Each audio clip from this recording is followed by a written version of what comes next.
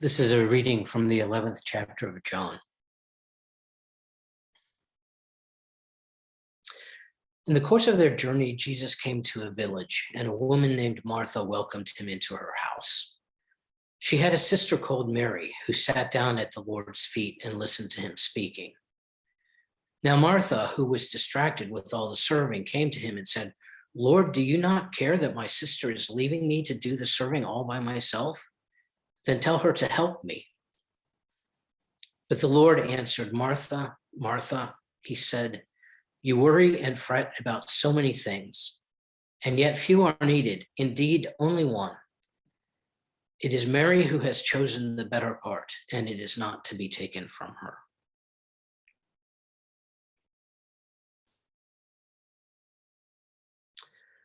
I've been thinking a lot lately about a family I knew when I was young, whom I will call Will and Maggie Johnson. This was sometime when I was between the ages of 5 to 9. And we spent a lot of time at the Johnson house. But because I was a kid, I don't know why we spent so much time there. I can make an educated guess. My parents were both teaching at the University of Arkansas, which was an hour drive from our home, longer in winter. If they were assigned a late afternoon or an evening class, or they had a late committee meeting, they couldn't drop us off at home and come back to campus. So I suspect that we spent time at the Johnson's house when one or the other of my parents had a late commitment that kept us from going home. Speaking as a child, I didn't particularly like spending time at the Johnson house. Although they had children, the two who were still at home were much, much older than my sister and me, and we never played together. Because their children were in high school, they didn't have toys that we could play with or toys that an 8-year-old, a 7-year-old would find interesting. And we certainly didn't play with the kids themselves because I'm sure they didn't find us interesting. So mostly I thought spending time at the Johnson's house was just plain boring. And I didn't understand why we couldn't just go home. In retrospect, though, and really for some time now, the Johnsons' gift of hospitality amazes me. Whatever it is we were doing there, it was certainly a gift to my parents, a refuge offered to friends who were actually far from home. Every so often we ate dinner with them. I remember at least once spending the night when the weather was too snowy to make it home. But here's the thing that I find amazing, actually. Maggie Johnson did not keep a neat house, especially not during the school year. And I say Maggie because at that time, the responsibility for the inside of the house was attributed solely to a woman, to a wife, even if she also worked. A man did not straighten up, clear things away, sweep and dust. I never ever felt that the Johnson's house was dirty, but it was unkempt. There were papers and magazines and books on every flat surface. There were towels on the bathroom floor. You had to clear a space on the sofa in order to sit there. And you had to find your way through narrow paths to the open spaces in the living room and the dining room. And yet Maggie had an enormous gift for hospitality. She welcomed numerous people into her home who needed some space to be. She paid attention to them as they needed, and she was kind and non-judgmental, and she never yelled. And all this strikes me as remarkable because many people I know living in such a jumble would never think of inviting others into their home, especially in the Midwest. They would be ashamed and embarrassed at falling short of the community norm, and rather than expose themselves to judgment, they would just rather keep people out of the house. My office bears a striking resemblance to Maggie Johnson's living room. Papers and books and piles on the floor, mail piled up on the settee. My coworkers, most of them, never fail to point out as frequently as possible that my office isn't kept up to their standards. If my home bears even a small resemblance to my office, why would I open myself to this ridicule by inviting someone inside? I'm also reminded of my friend Rhoda, who moved to Cincinnati from New York decades before I knew her, probably in the 1970s. She was originally, I think, from Brooklyn. At any rate, she was from a part of New York which I believe must have had lots of apartments and row houses and not much in the way of yards. She was the person who introduced me to the term, and perhaps she also invented it, the term German yard Nazis, by which she meant the exacting focus of her suburban neighbors on the neatness of their lawns, the height of their grass, the organization of their flower beds, the pruning of their trees and shrubs. She constantly felt the weight of their judgment. And this was made worse by the fact that when their daughter reached junior high school and had certain learning difficulties, they moved from a somewhat shabby portion of Cincinnati to a much more affluent portion. They moved to either the suburb or the village of Wyoming. And they never felt that they belonged there, but it was the best school for their daughter. And Rhoda devoted a lot of time to making sure their daughter would prosper, which meant that she was the parent chiefly in charge of carpooling. And I have heard from many parents who carpool that the carpool is perhaps the only way of knowing what is going on in the life of your children as they speak to their friends in the back seat. Now they text to their friends, and I'm not sure what parents do to find out what their children are thinking about, but at least in the early 2000s, they still spoke in the back seat. And this is how Rhoda learned about the things her daughter and her daughter's friends were experiencing, the people who had alcoholics in the home, the people who had step-parents with whom they didn't get along, the kids who were beginning to experiment with drugs and sex. And she learned these things carpooling. And she became a refuge for her daughter's friends. The times when they left the house in the middle of the night, they came and slept on her sofa. The time when they just needed to get away from a parent who was on a drunken bender, they came and stayed in her house.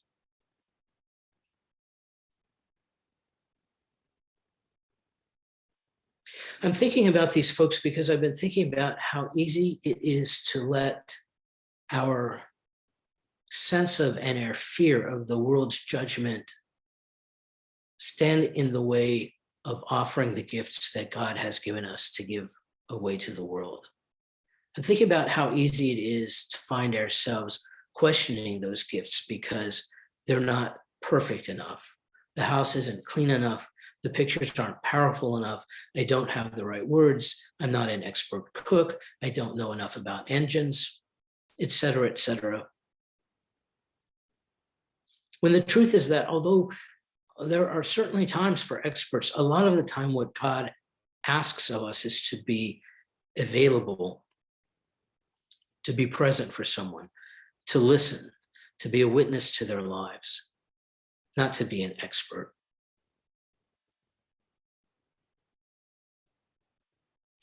I think it's also true that our sense of the knowledge or giftedness required for a task may be way out of line with God's sense. Rhoda wasn't a psychologist for some of the really troubled teens her daughter brought home, but she offered them warmth and love and a safe place, and whatever else they needed the love and the safety first.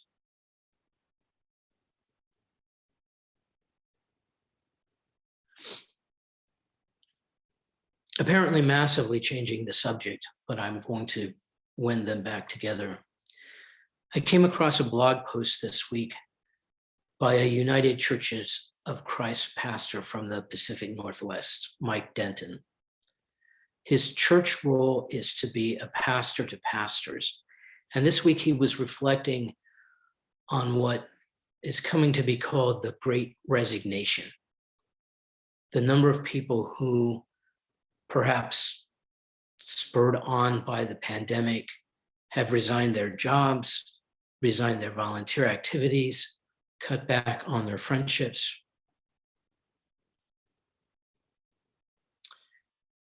And he was talking about his sense that things may be changing, and maybe this is not the time to resign. And he wrote, and this is a rather long passage, but it takes this long to get to the part I want to speak about. He wrote, "We are all exhausted and in varying stages of grief or depression or trauma, or maybe all of these things combined. We need time by ourselves or with a very select group of people that bring us life and healing. We need to sit with art in private or with others to help refill our reservoirs of awe and creativity. We all need rest, restoration, and healing." However, the period at the end of that last sentence might be misleading. When we're in moments of pain, they sometimes feel as though they, in the process of healing, will last forever. But my siblings in Christ, this moment will not last forever. In the same way, we were in the early part of the pandemic almost exactly 2 years ago. We are in the early stages of our emergence right now. Even with the news about the new variant, we're starting to have enough experience to figure out how to live with or mitigate most of the effects of COVID. Some of what so many have done has made a difference in that. Between now and spring, we're going to continue to be emerging from this moment at the similar slow, fast pace at which we entered it. With that in mind, we have to start thinking about changing that last sentence from "we all need rest, restoration, and healing" by adding two simple words: "so that." We all need rest, restoration, and healing, so that. Many of you have heard me suggest using this two-word phrase as a method for discerning where to place the church's limited resources. So that demands a purpose for an action that can help us discern what God is calling us to. As we consider our part in the Great Resignation or the Big Quit, it's similar. What we're going through has helped make clear the limits of our internal resources. We need to look at where to best put our time, energy, and other resources. That's holy work and good stewardship. I'll even suggest a faith-based phrase to consider on the other end of that, "so that," and it's, "I can better serve God and God's people." I need to do this so that I can better serve God and God's people. And I'm wondering, what if we, as he suggests, use the idea of "I am doing this so that I can better serve God and God's people" as a means of discernment about the quality of our gifts. If I do this, will I be serving God and God's people? How so? So I began with the relatively famous but mysterious passage about Mary and Martha. It's kind of tricky because nobody ever wants to condemn Martha for tending to the food. Nobody ever wants to condemn Martha for making sure that she could serve a meal to Jesus and all of his friends and followers. I think the point is probably to keep others from condemning Mary for not doing so.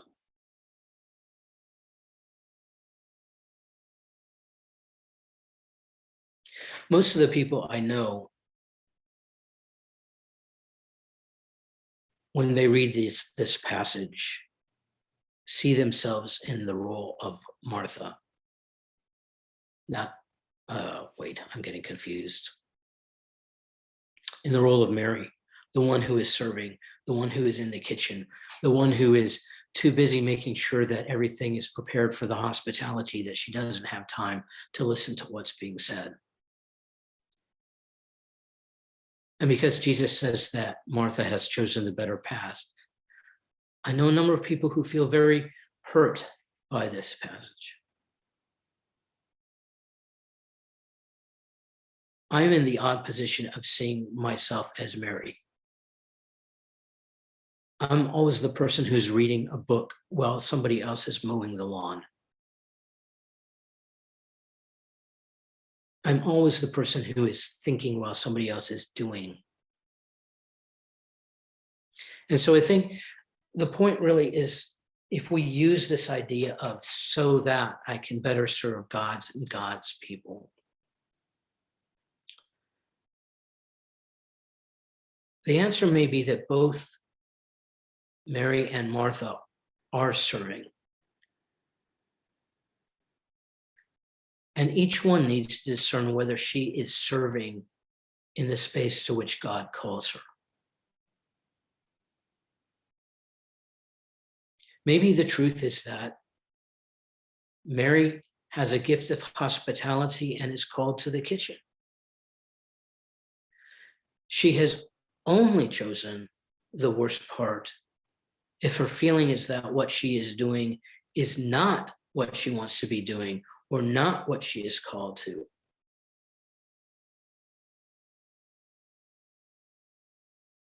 Would she really rather be sitting at the feet of just Jesus and listening to what he has to say?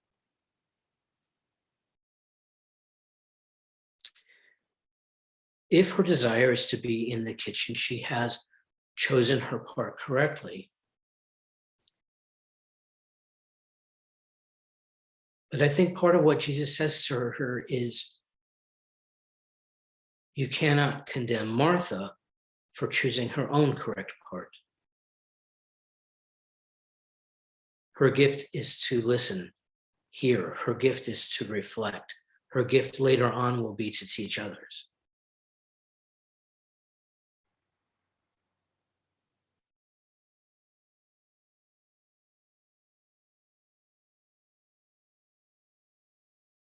I think the idea is, as we consider where God is calling us, as we listen hard for where we are asked to step into the world, the question, will this help me? Will this be a way to better serve God and God's people?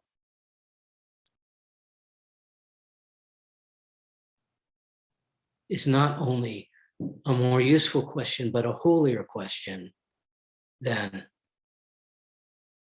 what will others think of me if I do this?